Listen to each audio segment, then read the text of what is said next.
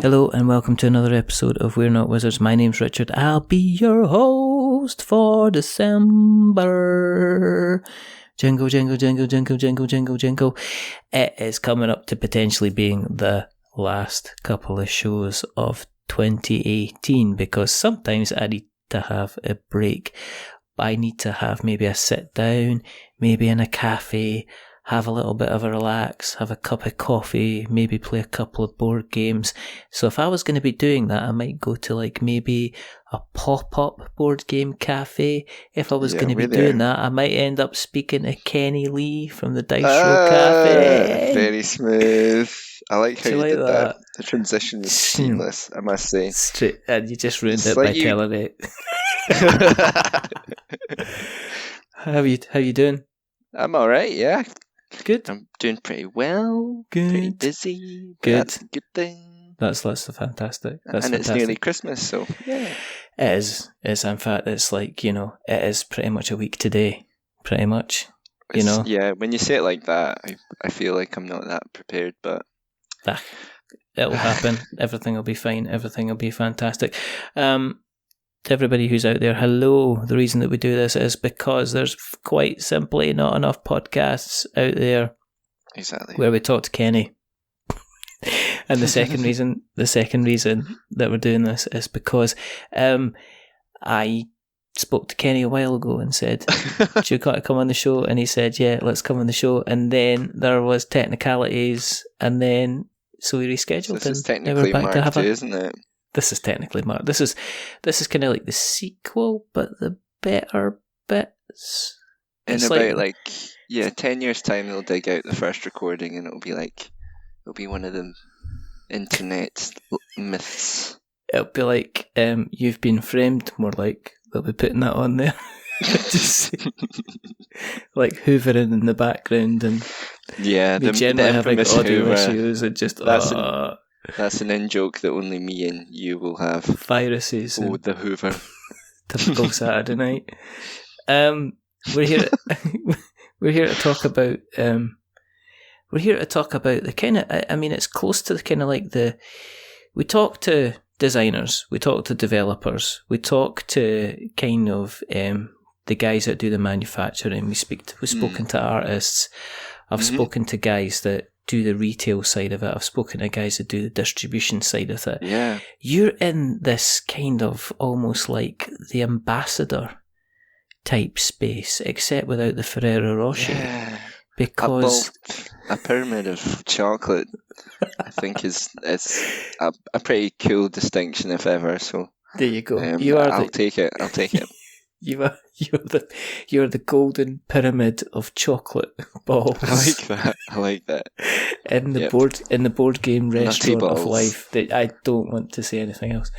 I mean, obviously, one of the things we like to do, obviously, why do I keep saying it? Do you know what? I listen back to me talking and I say obviously an awful lot. Like it's obvious that what I'm saying is obvious, and I realise it's just nonsense. I think there's nothing wrong with underlining everything you say with a kind of a moniker, a word, a distinction like that. Yeah, but when obviously, you say it makes obvious sense. It's like one of those things. It's one of those words that if you repeat endlessly, it ends up sounding ridiculous. So if you keep saying obviously, try it. You can do it with anything. Try the word car. Sounds ridiculous. Fetch. It's like the more you say it, stop trying to make it happen. Well, I'm going to make it happen. It's so fetch. That's so fetch. It's so fetch. Fetch is going to be one of these things. If I have to do it by my own bare hands, it will become a thing because it has to be a thing. Definitely has to be a thing. How did you get into the hobby, Kenny? Woo. That was a massive side swipe kind of swerve of the car. I've just held on for dear life, and now we're straight again. Okay, I got into the hobby. I think mostly probably it's a common story, but mostly because I am a board gamer. I play lots of board games. I used to play a lot of board games in uni, in my 20s, and as I think with a lot of people, as I got a bit older, then your hobbies kind of take a more prominent role within your daily life, and then you get this crazy stupid idea to kind of turn it into something a wee bit more kind of public and more sharey, and that's essentially, I think that's the reason why. I'm a board gamer at heart. What was the first kind of games you played? Do you remember? It was, I think, well, back in the early 2000s, it would have been things that were kind of familiar to most people, kind of the franchise era of like film. So like Risk, Lord of the Rings. I seem to remember a lot of really late nights playing that with my friends. Mm-hmm. And I suppose they were into Warhammer and Magic as well, which I kind of observed because I didn't really have a collection of my own in either of those, but again, it did feature within late night gaming and stuff. So did you just play then? Did you just like folk were bringing like the Warhammer stuff, and you were like, yeah, give me some of those Ultramarines over here, and I'll have a shot of them. Give me some dice I was never competent enough to ever kind of play any campaigns or anything, but I observed them playing a lot, and I to be honest, I did paint. I think I painted a little kind of troop of orcs, but okay. Just because that's what you do, isn't it? Everybody tries painting them, and they find out that they're quite talentless. So yeah, a very common story. It's always when I did painting. It's always kind of like I just ended up looking like I'd basically taken my paintbrush and dipped it in the paint, and then I'd taken the model, moved it about 6 feet away, and then chucked the brush at the model and tried to hit it, because it was always big splurges of stuff, to the point that I ended up kind of repainting a lot of the stuff, just like basic colours, because it was just like, this is a disaster. I never got my head around washes and like not getting your thumbprint on things. I mean, now they have like holders that are like seem really cool, but back in the day, I had a lot of grubby paw prints all over mine. It did not look very good. So I have a lot of admiration for people who actually have a lot of skill for that. But yeah, and it's the detail that they do as well. Because they kind of like, and they're always really, really humble. And it's not like they're showing off. They genuinely don't think they're kind of like good at this. What do you think of this? And they unleash something that they've. It's a complete artistry, and like how they're able to paint shadow, like make like some sort of metal effect on what is essentially just matte paint, is just it blows my mind sometimes. It's is it Ben from the Unlucky Frog? He does a lot of painting. He does. And he puts some of his stuff on Facebook, and shout out to them at the Unlucky Frog, because they're our Scottish podcast cousins. And I know, but the stuff he puts on Facebook is, I've just been painting this. I just like just been throwing this together, and you're just looking at it and going, "You're amazing." Yeah. You're amazing. That's amazing. I have a lot of respect. And it's just like little highlight stuff, and he's like getting the dips in, all the flesh colours nice, and everything kind of looks shadows and perfect. And it's like, this is a little computer graphics. So hats off to anybody who can kind of paint like that, because I think he does competitions and stuff. So he's always kind of like at the forefront of these things. So it's pretty kind of cool. You kept your collection kind of up. So did you start going into, when did you start kind of going into the kind of the heavier collecting of the games yourself then? Was that something that you started kind of quite recently, or have you been building up over kind of like a number of years? Along my larger picture timeline, I would say it was kind of middling. I didn't have that many games like bought by myself, like owned on a shelf. My friends had collections, so They had much more game. They owned a lot more games than I did. They were the ones that kind of were. I was lucky enough to know, and they were the people that brought games that introduced me to kind of newer styles of gameplay. Mm-hmm. So yeah, I mean, I took action from them starting their collections really. So I didn't have that much money, but and I suppose I took in recent years took that step myself and committed a lot of my own kind of like expendable income to like growing my collection, and I suppose it's just snowballed over the past nearly 4 years. What was the first game you bought? Do you remember? What was the first game that you kind of really kind of took Pride in buying? Yeah.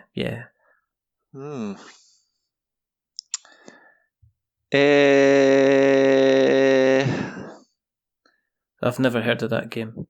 How do you spell it? That would be an interesting game, wouldn't it? I don't know. For me, I remember watching a lot of Dice Tower and taking a lot of their sort of like recommendations on. So I remember like looking up. I remember looking up blank 5 Tribes. I remember buying that and being like, okay, yes, this is like pure unadulterated kind of like Euro gaming strategy. This is it. Doing it. I'm a board gamer I don't know now. much about this title, but it's been recommended to me by Z Garcia. I'm going to take it, and I loved it. I really liked it. So maybe that's one of the more distinct ones. I don't think that's that old a memory though. So, but it's distinct enough that I remember taking a chance on a very unadulterated Euro style board game and really loving it. Is there a style that you go for in terms of games? I mean, did that help forge your style? Did you kind of stay with the Euro stuff, or did you kind of like say, well, was it a case you were quite willing to kind of like try kind of other genres, other mechanics and stuff like that? Did you end up building up quite a wide kind of different collection? So I suppose if we say that my early board gaming started with like Risk, that's like unadulterated sort of like Ameritrash. It's a bit of a weird term that, but like people use it. So like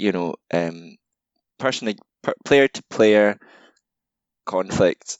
That's when I still really like that. We started playing more Euro type games. I remember playing things like Pandemic when it came out, and obviously Carcassonne and things like that. These were the kind of the classics that we played early on, and I really liked that style.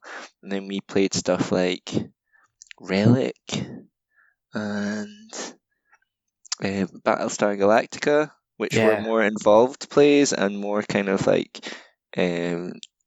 deep kind of player interaction, and longer strategies and longer kind of longer length games with kind of long-term payoffs and things like that.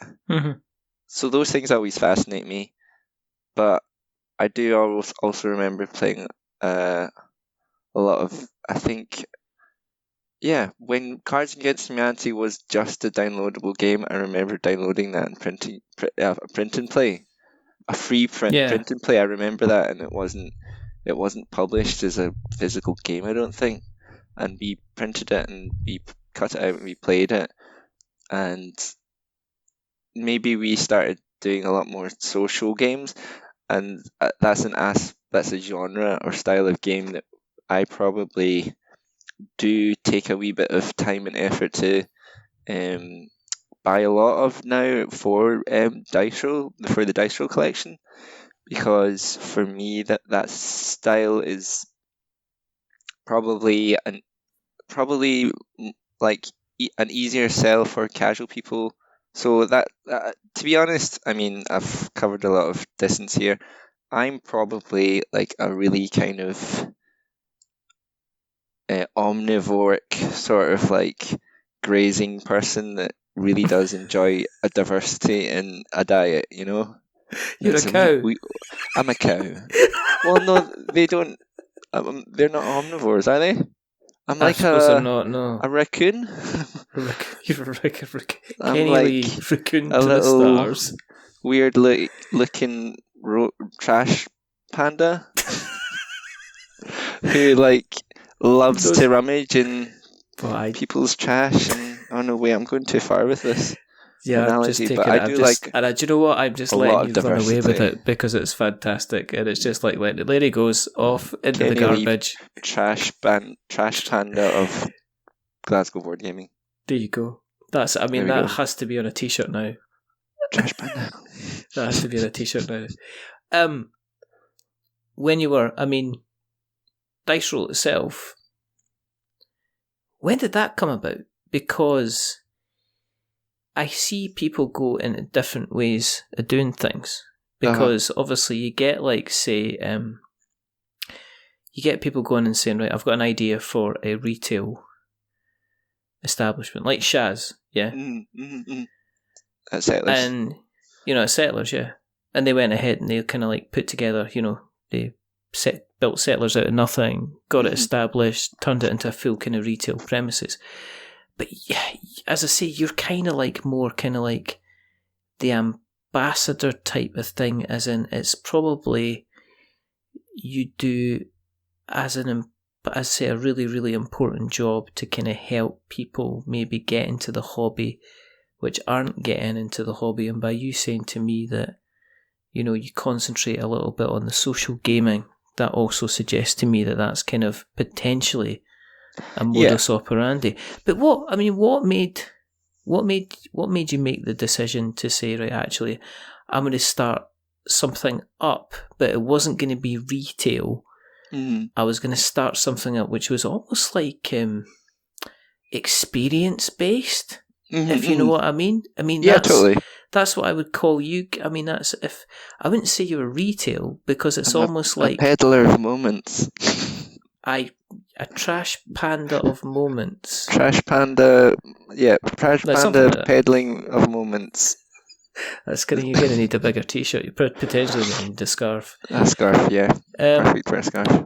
But then what made you decide, actually, I'm going to say, I've got these games now. What I'm going to do now is I'm going to go ahead and actually put something together, an event. Was it a case were you thinking about just like putting together a one-off event, or did you plan from the very beginning that this was going to be something that was going to be a regular thing? How did it kind of come about?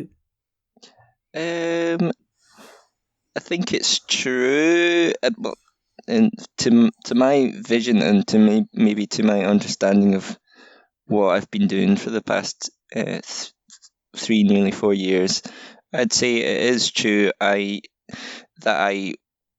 kind of want to do that whole ambassadorial kind of thing.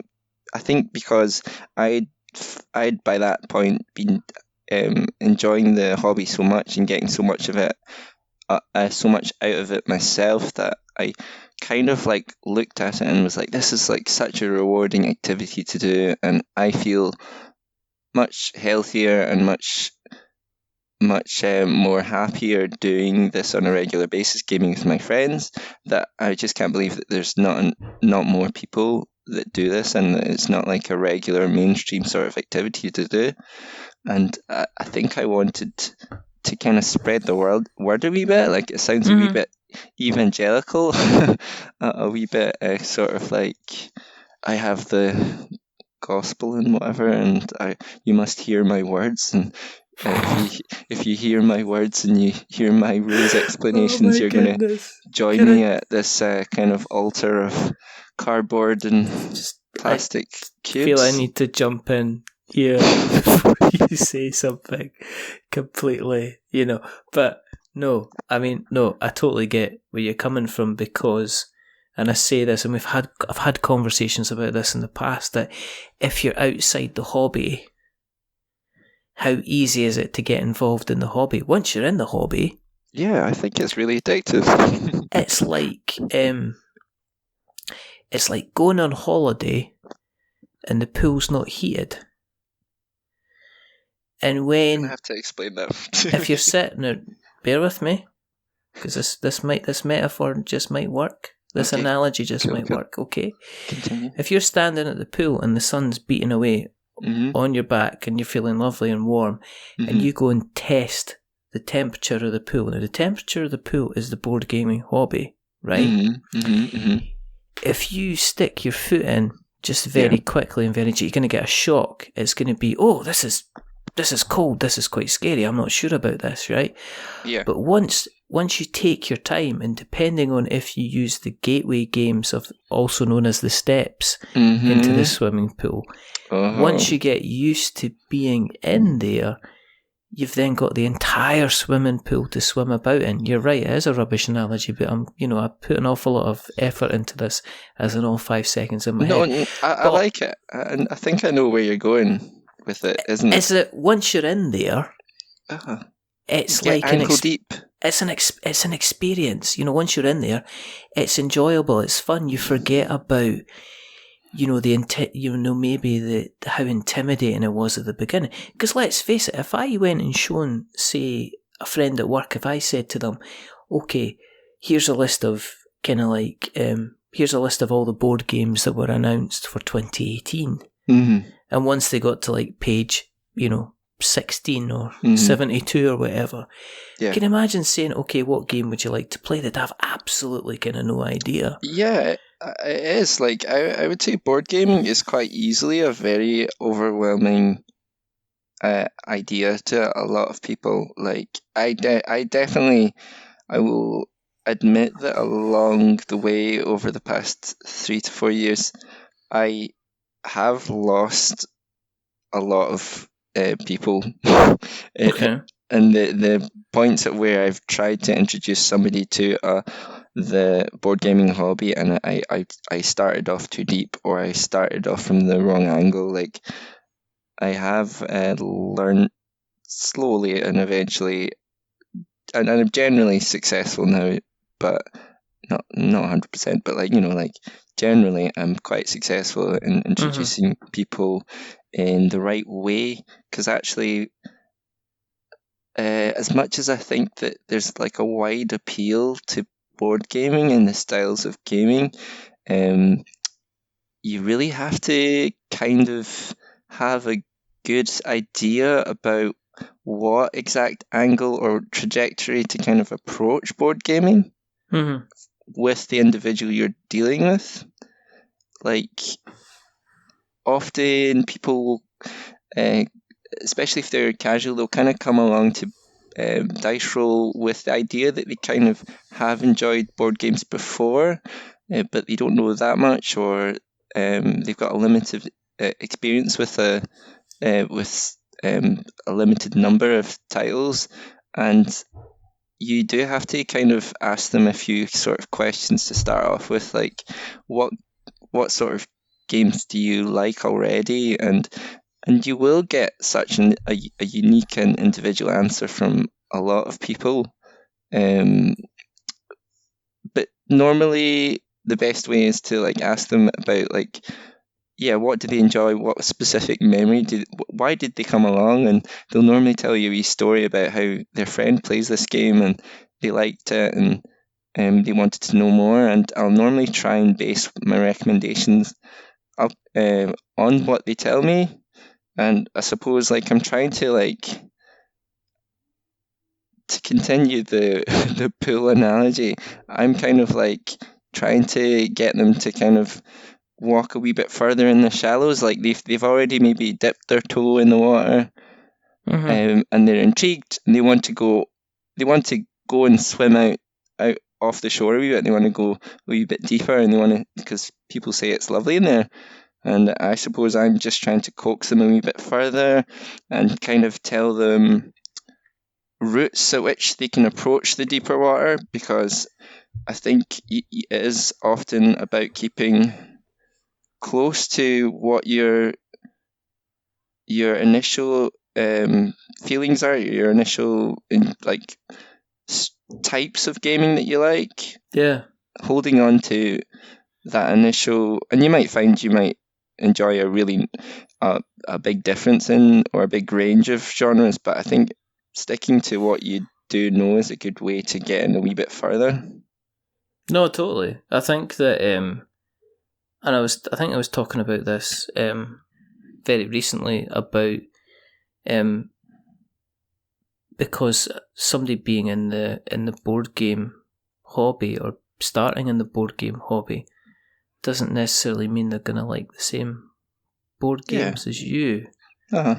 And I think you can't assume that everybody who starts in the hobby is instantly going to be moving from playing, Love Letter, and you give them 6 months down the line and they've just, they're bragging how about they just spent, 11 and a half hours playing Eclipse or Twilight Imperium 4 or something like that. I don't think, I'm not, to be honest, I'm not that type of person who'd probably sit down and play Twilight Imperium 4 or play Eclipse. The idea of spending an entire game day kind of like enthralls me and interests me, and in some ways it intrigues me to actually see what that's like.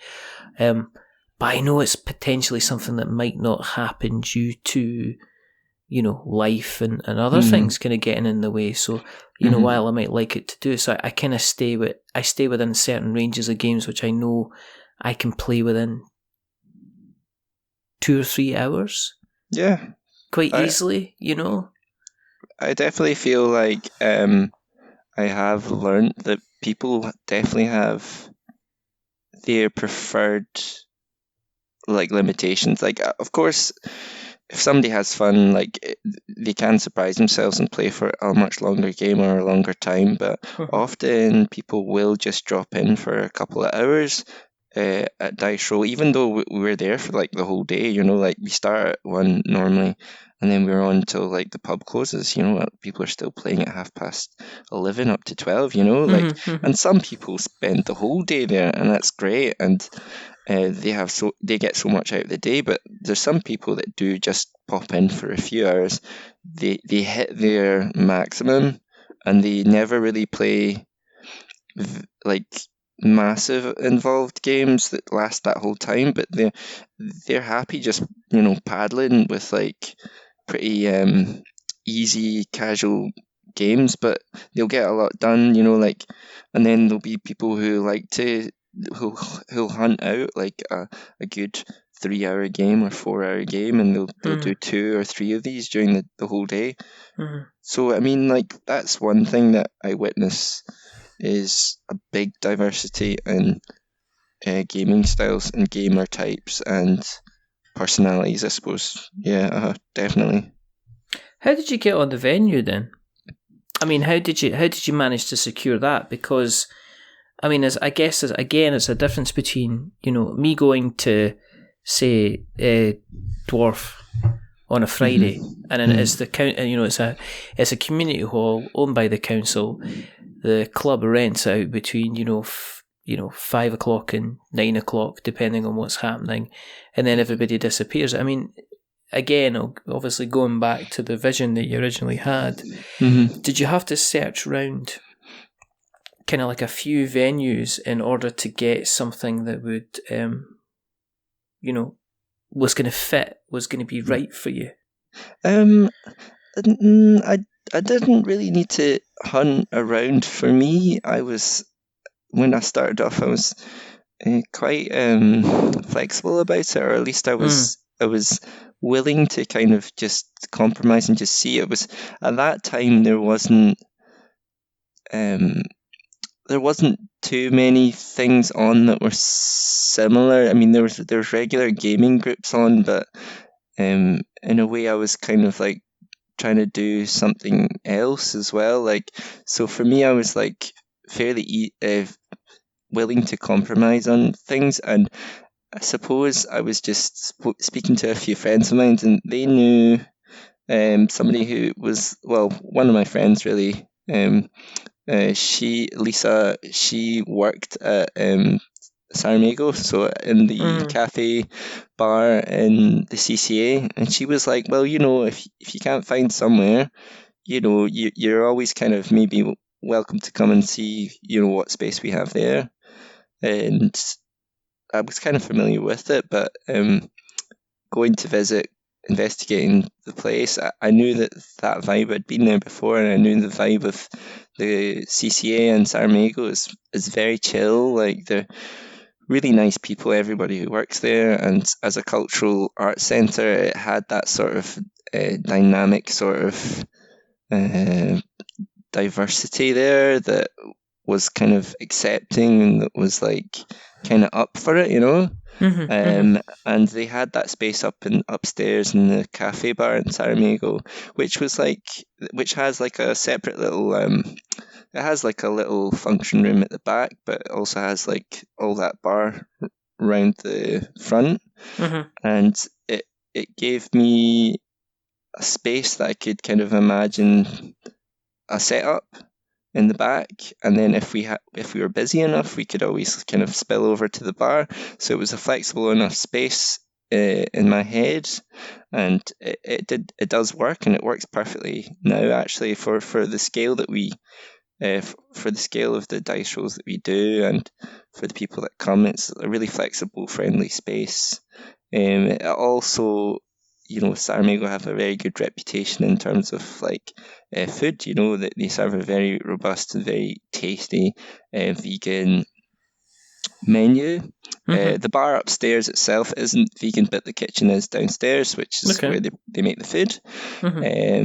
So I did like that idea that this is a place or a venue that had a certain reputation when it came to to food, to being a place that is already popular with a certain crowd, that maybe like gamers would be interested in combining those two things, like gaming. I think the first year or so, we kind of like as a kind of tag to it all, it was like good food and good gaming and good company, essentially. It was like that sort of like trifecta of what makes a great long a great Sunday afternoon or Sunday day is those three things. And that just because you like games, it doesn't mean that you can't be sociable and like to hang out and have good food and good beers and good drinks. Like, it's, I think for me, gaming was complementary to that as well as being key, and it's like this kind of Venn diagram of what a really good Sunday is for me, or like spending time with friends and eating well and gaming. Like, I think maybe that was what I wanted to create in that venue in Saramago. Did you have to do a lot of advertising? I mean, do you remember the first one that you did? I mean, did you have to do a lot of kind of noise creation, making people aware of what was happening? And I mean, how did the first one go that you ran? I'm trying to actually think about how many people came. I think it was moderate. It was like, I don't think it was like a. Oh no! Well, no, wait. I think we got like a pretty good reaction. I think like when I created the event on Facebook, I think we did actually get over like 100 people saying that they would come, which is like a fantastic response. I think what I did was I just started the page with quite a distinct sort of like aesthetic style or branding to it that was clearly something that was thought out, that was colourful, that was I did like take photos prior to having our first dice roll of like my own friends playing games, and I did choose things that were kind of the games that were kind of familiar to me as a gamer, but also games that I knew were familiar with a lot of broader audience. And I remember I remember quite considering thinking about a lot about what sort of strategy I would take to convincing casual people to come from the offset. So for me, that was like quite a clear visual branding to that certain sense, like the pink and the color and the nice photos, like I wanted it to be to have a certain language that was familiar to people that like to go out and do like things like go out and have meals and meet up with people and stuff like that. So I think with that decided upon early on, I think the response was pretty good. Like I think I shared it a lot with kind of existing gaming groups. I think Sarmago and the CCA shared as well. But I think at that point, board gaming was kind of booming, and in a way, it was at the right time that I started doing it. So, have you let it kind of grow? Have you let it kind of grow organically? Then, I mean, have you let it kind of grow its own kind of arms and legs, and kind of form its own kind of identity in how generally a day runs? Was it a case of kind of like, let's kind of see what happens, as opposed to, right, everybody gather round because between 1 and 2 we're going to be playing, we're going to be playing Love Letter, or we're going to be playing One Night a Werewolf? Did you have to almost kind of like see how the first couple of times went, and has it settled into kind of its own kind of pace and its own identity without you having to kind of mould it, if you know what I mean? Yeah, I would definitely say that I kind of take a bit of a backseat with it. Like I don't really. I try and put on.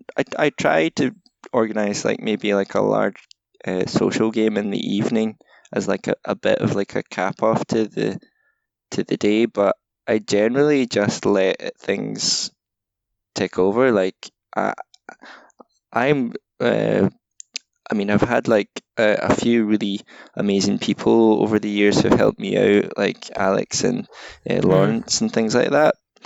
But it's generally been like something that I've been like the kind of sole organizer to. So resource-wise, as far as what I'm able to do myself, I've not really been able to do that much hands-on things. Certainly not on the day, like you're there and there's like, 50, 60 people sometimes there, and I try my best to kind of say hi to people when they come in and help people who are there for the first time, or like people who need some rules explanations. But I'm just one person, so I definitely kind of, maybe out of necessity, just kind of rely on it just ticking over and just happening without me. To be honest, I don't think gamers really need much guidance. Maybe people who are there for the first time, just as a reassurance. But even then, people like very quickly find what works for them. So okay, I don't interfere too much. Okay. It's like a very natural process. I mean, if people are having fun, they'll keep doing what makes them happy. And I mean, fast forward to now. I mean, earlier this year, you ended up kind of being involved in kind of Tabletop Scotland. You were involved there. There was kind of like a bit of drama around that. It was a kind of a last minute, because was it the games library that you have? You stored it at the art college. Is that kind of right? Yeah. Not at the art college. It's it's the majority of it is stays in the Saramago All right. cafe Okay. bar. Yeah. So it wasn't in art school, thankfully, but it's close enough to art school that when the art school fire happened in June, it had like a much larger, it had a big impact on the buildings around it, and because the CCA and particularly the cafe bar kind of looks directly opposite, it was kind of well within the exclusion zone that the fire and building control and the council kind of excluded the city blocks that kind of surrounded that large fire, and so the CCA was kind of closed as a building for months and months, nearly 5, like 4.5 months. No. They didn't let anybody enter the building just because of the danger of the art school kind of like collapsing and kind of like like someone getting hurt from that and Yeah. things. So that was the reason why we didn't have the library available for Tabletop Scotland. Yeah. Um, Okay. but thankfully it all kind of worked out for the first year. Darius from Uncon and all around the board came to the rescue and drove his entire collection of hundreds of games all the way from Kent up to Perth, and it worked really well. I operated the library on the weekend, and with some help from Lawrence and the guys from Uncon as well, including Darius. And that was a really big success. And well, thankfully, I've been invited back to doing the second year. So this coming end of August, I'll be Yeah. back running the library. So that's something to look forward to. That's pretty cool. That's pretty cool. What's the future? I mean, do you sell games at all then, or is it just purely kind of you sell obviously the food sold at the time. Where do you make the money from? Do you do kind of any type of retail for the Dice Roll Cafe at all? So as of yet, we've not really ever sold anything except like the wee library admission that we have. So like Saramago, I suppose as part of the arrangement, they take all the kind of the drinks and the food kind of revenue for hosting it. I mean that's fair and right for them. So we really just kind of just take that £2 admission to kind of use the library, and then use that money to kind of reinvest into the upkeep of the library and like buy a new game once in a while. So Yeah. I mean that's worked out fine, over the past 3-4 years. It's allowed us to kind of like really expand the collection. It's grown like a huge amount. Well, a lot of that is my own games, like just me buying games that I like as well. So that's part of the reason. But certainly the admission really does help to kind of upkeep it and buy some resources here and there. But I suppose it's not really a business model really. It's definitely, I would say, like a bit of a passion project for me. Not to say that in the future we won't try into, but I mean we've done other things. Going back to what you said about like the experience, sort of like making experiences, we have done like a couple, like as part of that whole sort of pop-up identity, we have done like a few pop-up events. So previously when we've done gaming days in Fika, which is unfortunately now closed, it's a cafe that used to run in Partick. We have done like dining events, so hopefully in the next year we'll be doing a few of those if people wanted to like look out for that. And normally these are kind of like straight up kind of experience evenings where you can like eat and drink and kind of like play games hosted by myself and things like that. But normally they'll be like designed around like a really distinct or really kind of immersive theme. The ones that we did 2 years ago at FICA were kind of werewolves, kind of gothic evenings. That was a project that I was really proud about because it was kind of like a bit of a gamble for myself, just doing by myself. Yeah. And the feedback we got was like really amazing. People really, really enjoyed it, and they have subsequently asked when I was doing it, but because I was doing it by myself, it was actually really exhausting and really, really stressful to do. But we'll hopefully try and do that this year. So that's something to look forward to. Cool. I mean, as I say, it's not like it is, as you say, it's like a passion project. It's like kind of all the people creating content out there. It's like all the people that are doing kind of like, the podcasts and the videos, and you're just another person that's helping kind of spread the word of, how interesting the hobby can be. I guess, continuing an analogy, helping people kind of jump in the pool. In terms of, obviously, it's as we said at the opening of the show, it's very, very close to when the fat man comes down the chimney. That's a nice way to put it, yeah. That is a nice way to put it.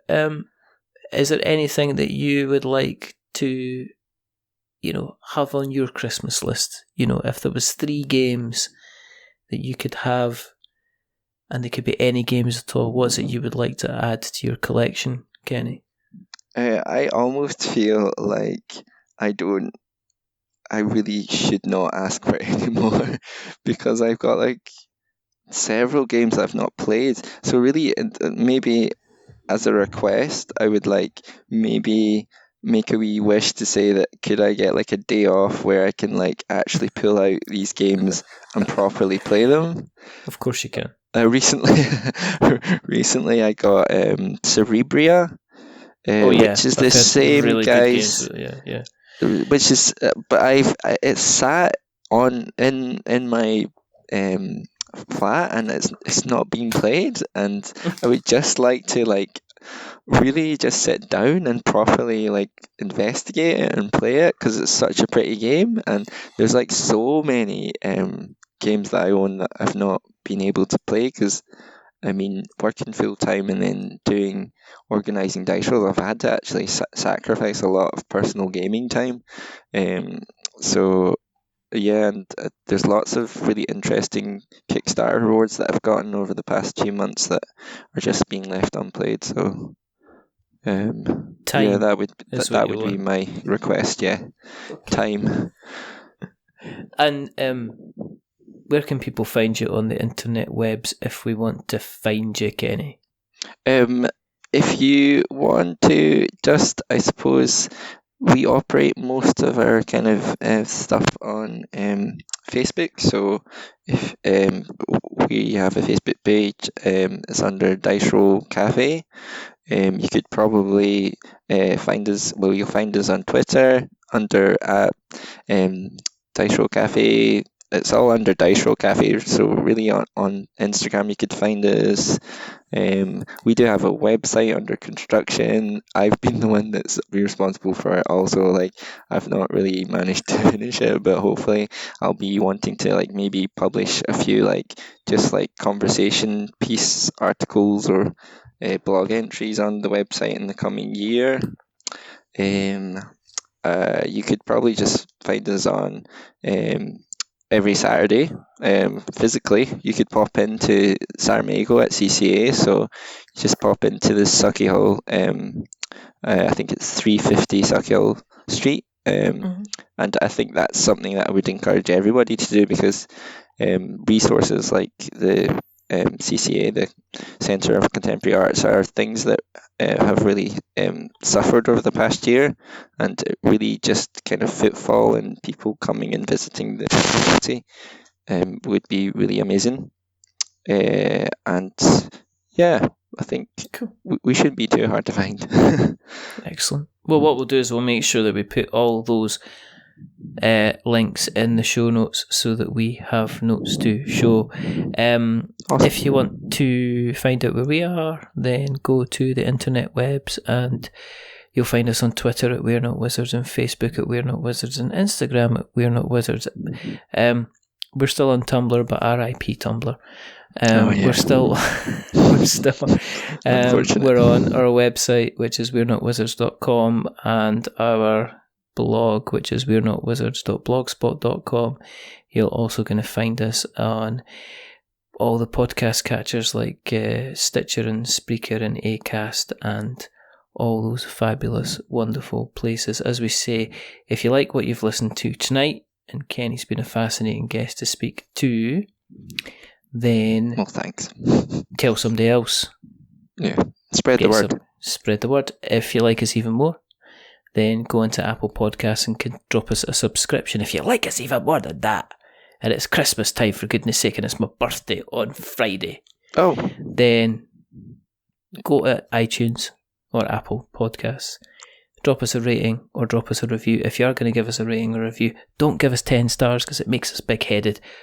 But don't give us 1 star because it makes us cry. And I am getting old, and every time I have a frown, it does get these crow's feet a little bit deeper, and we don't want that, do we? Well, no, give us a 5. A little bit of history would be good. But yeah, a good, comfortable score. Maybe 7. That's good. No, give us a 5. Because it's in the middle and it's average, and we're just a little bit average. But the person who's not been average today is a rather wonderful, rather fantastic Mr. Kenny Lee. Oh, thanks very much. You're very, very welcome. You're just a buttery biscuit, yeah. Just a joy. Thank you. There's only 2 more things to do. The first thing is to remember that we are many things, but we're not wizards. Are we wizards, Kenny? No, we're admirers of magic, but not wizards. Don't. Close enough, I suppose that'll do. And the second thing is to say goodbye, so it's a goodbye from Kenny. Say goodbye, Kenny. Goodbye, Kenny. Oh, goodbye. Every time. Every single time. It's like I'm instructing you to say it. And it's a goodbye from me. Remember, stay safe, roll6s.com.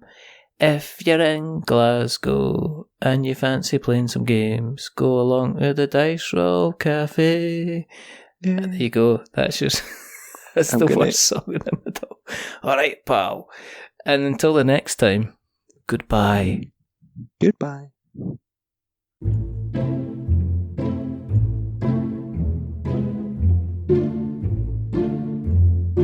A wizard is never late.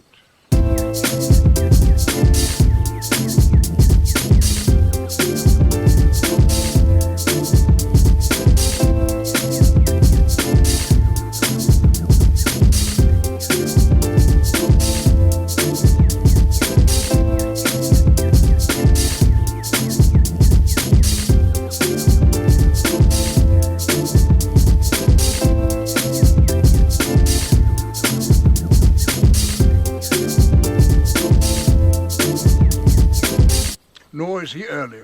He arrives precisely when he means to.